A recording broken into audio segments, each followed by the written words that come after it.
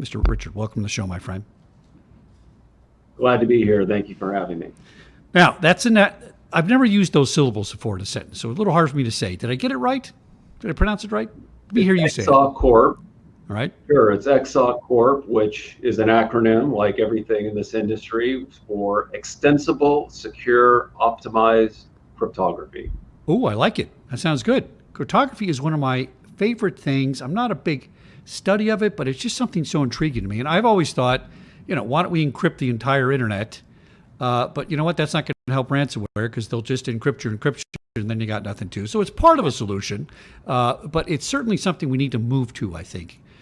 Let's talk about what you guys do. How are you guys combating data harvesting? I mean, this is the new pet rock. It's everywhere. You can't get away from it. Everybody wants your data. Talk to me about that.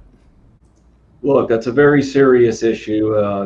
If you take the time to use encryption, and there's multiple ways to do that, that means you think that data is important enough, whether it's protecting your own data or protecting that of your customers or users, and or it's required to do so. So encrypted data is important. It's PII, it's sensitive data. It's in many cases critical data.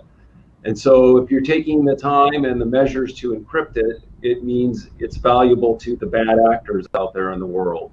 So harvesting data that is encrypted is something that probably only very well-resourced, state-sponsored bad actors, foreign state actors could do. China, Russia, maybe some others out there. The issue really comes into probably vogue is when post-quantum computing attacks become a reality. Everything is leading towards that. The industry is starting to think about that. But it is a known fact that China, for example, is harvesting encrypted data, and they must think they can do something with it. So it's time to be really prepared for that. It's a serious issue. Yeah, that's very interesting. I was going to ask you this follow-up question because I wanted you to validate something I tell people all the time. When you hear the word, I was hacked, that doesn't mean they decrypted your 128 key algorithm, right? It's you had a bad password. That's usually what it means. But what you're saying here is, if they're going to steal that data, you're right. They must think if they can't do it today, they're going to do it 10 years from now. And they could be harvesting all the encrypted data around the world. And when they get that secret to undo it, we're in big trouble. There's no doubt about that. Tell me about these post-quantum attacks. Are they actually doing these attacks now, or are they just harvesting the data for it? Well, we don't really know what China is going to do, and they're certainly not going to be telling us, but I think there is some advanced intelligence on their quantum computing capabilities that is known. We've been in a quantum race for many years. Of course, we're quite good in this country, but China is very motivated, extremely motivated, and has a militaristic approach to this, as is typical of the CCP. And they are doing this. They've been taking banking data and other data. Now, let's look at encrypted data in this case. So it's a very known fact that AES 256 strength encryption is a symmetric encryption method for all this data that's in storage, that's PII and is being held, that's valuable now and valuable years from now, is most likely strong enough, as we know now, to be quantum safe. However, there is a significant amount of industry PII data encrypted with AES 128 or other ciphers using 128-bit encryption because they've always done it that way.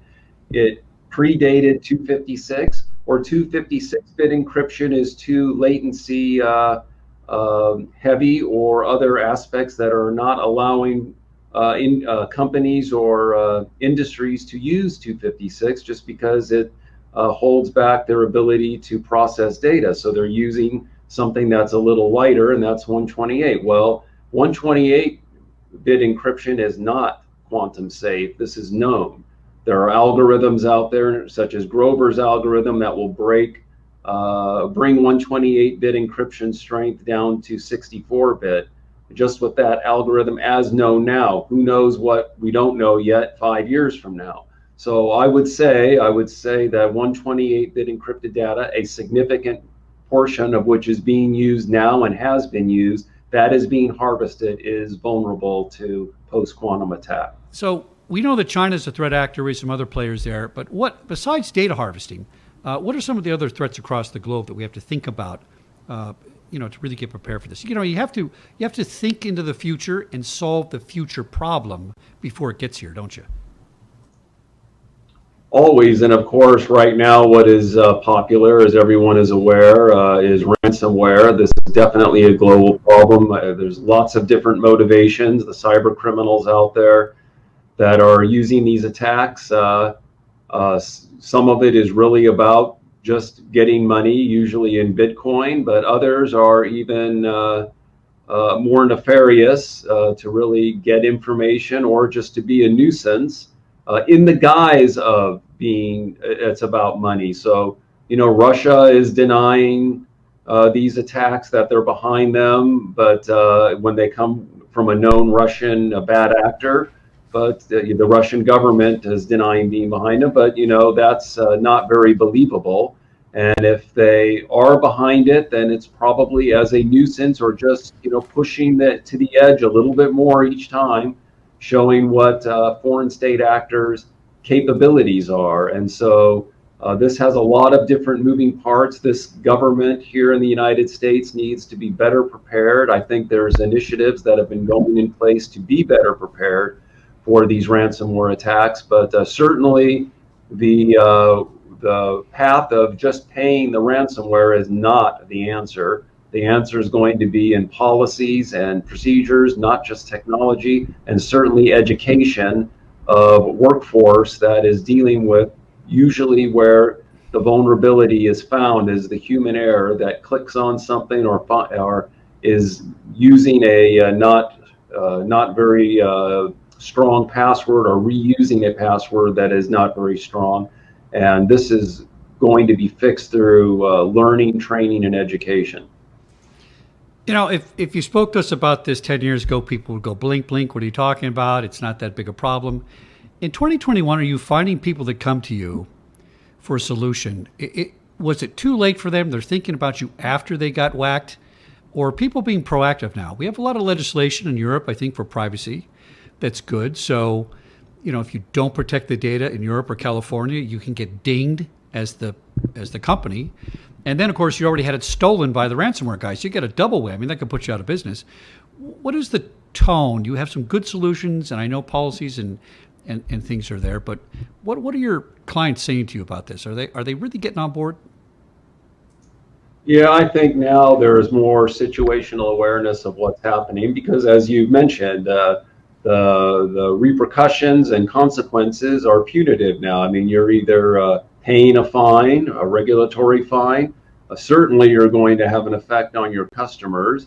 Insurance is going to change. It has a ripple effect of consequences that will be a result. Not to mention name shaming, embarrassment, and stock value. All kinds of things are going to be not good out of being a victim of a ransomware attack. So I think there is that awareness now, much more than before. As you say, security has always been a footnote or an afterthought after an event happens, and you're having to react to something when you're way behind the curve on what had just occurred to you is not a good method. And now you have to take a stance and be in position to know it's coming. It's going to come to you. If you're handling critical data or PII or sensitive data, you are going to get attacked. And you have to be prepared for it. It's the if is no longer there. It's going to happen to you. Richard, one reason I like speaking with founders and CEOs is you guys walk the walk and talk the talk. I started this little video thing of mine 7 years ago as a hobby. Now it's a thing. It's a lot of work, but it's a passion of yours. I know it is. Speak to me from your passion and tell me what your company's doing to help with some of these solutions and how you're paving the way for network security. Great, thank you. So look, we've always taken a posture around cryptographic operations as, look, cryptography's been around for centuries. It's math. And, it can be put to great use. Building technology and systems around it is always the harder part, because technology is advancing so quickly. The threat actors are advancing in their own ways. They're not following rules and regulations, and you have to be able to see the gaps in the industry.